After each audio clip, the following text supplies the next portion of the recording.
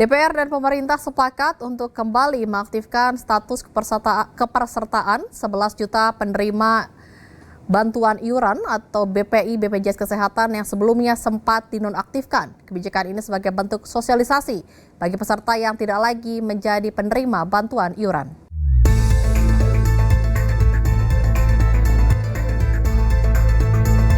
Pimpinan DPR RI menggelar rapat konsultasi dengan pemerintah terkait penonaktifan 11 juta peserta penerima bantuan iuran atau BPI BPJS Kesehatan. Masalah ini sempat menuai kisruh karena pasien penerima bantuan iuran atau BPI BPJS Kesehatan tidak bisa berobat di rumah sakit.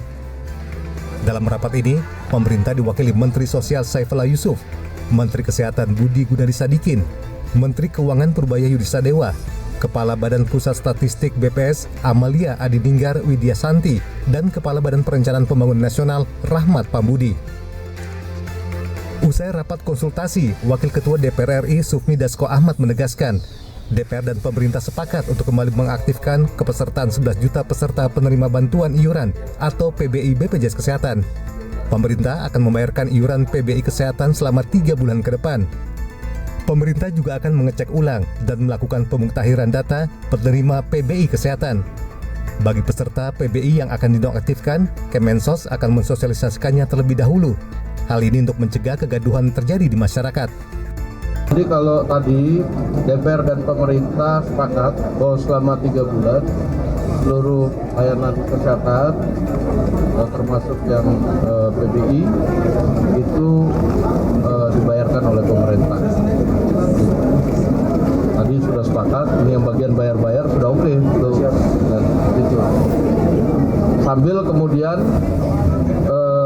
pihak-pihak terkait dalam hal ini Kementerian Sosial, BPS, Kementerian Kesehatan itu kemudian memutakhirkan data terbaru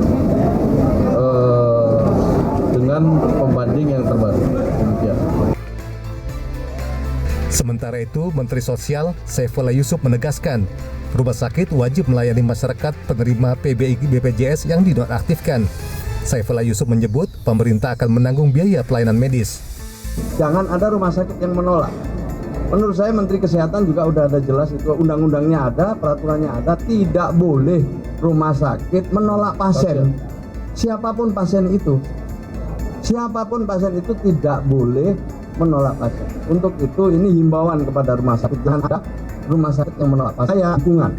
Saya lakukan hitung-hitungan bersama BPJS. Saya kira ini jaminannya. Kementerian Sosial akan menonaktifkan 11 juta peserta BPI BPJS Kesehatan pada tahun ini. Bagi peserta BPI BPJS Kesehatan yang dinonaktifkan bisa mengajukan sanggahan ke Kementerian Sosial. Tim Liputan, Jawa Post TV, Jakarta.